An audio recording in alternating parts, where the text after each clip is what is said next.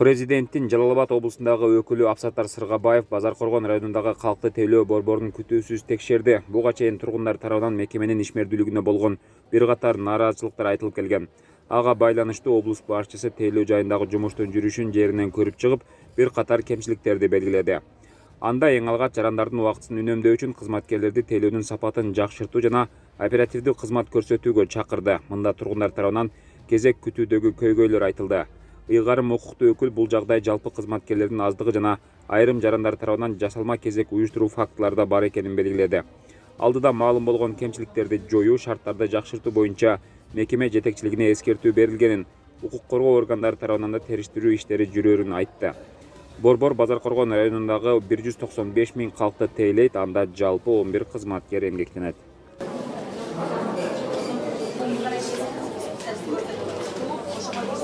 Talonunu berip rasmiyyatda otursanız işte başlayın. Talonunu saat 4'ten başlamak lazım. Yok, alar özleri gelip oluyor, eldir. Bayağında ölçüt koyup жазады. Ben özüm atısında kırkası vereyim mi? Эми тезирээк кызмат көрсөтүү үчүн мен аз тапшырмаларды бердим ага. Айтыңыз. Biz saat 4'te gelip очередь aldık da. Ошону bir окошканы көбөйтүп, мындай тезирээк болушу мүмкүнчүлүк бар. Канчанчы болдуңуз 4'те? 27 болду. Ошол жерде тетрап турат азыр. Saat 4'te келсеңиз, искусственный очередь кылгандар бар экен. Бүгүн азыр качып кетиптир, эртең менен келип бир адамдардын фамилиясын жазат экен.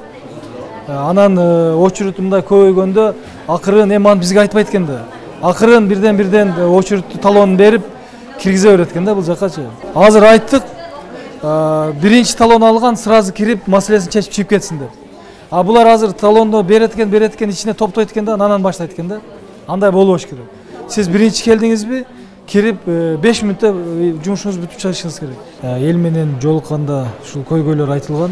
Мен өзүм Базаркоргон эли менен жолукканда дагы кийин укук коргоо органдарынын жетекчилери менен келгенде дагы ушул калктык тейлөө борборунун маселеси айтылып кетти. Ошондуктан мен өзүм жеринде көрүп ушундай билейин деп келип бүгүн текшерип отурабыз.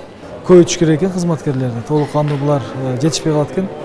Экинчиси, бул жерде кандайдыр бир бейтааныш адамдар ушундай бир жасалма кезекти түзүшөт экен. Ал боюнча азыр бул жердин кызматкери дагы айтты, эскертүү бердик деп айтты. Мен бүгүн азыр укук коргоо органдарына дагы тапшырма беребиз, ушуларды аныктап, баягы жасалма кезекти болтурбоо боюнча.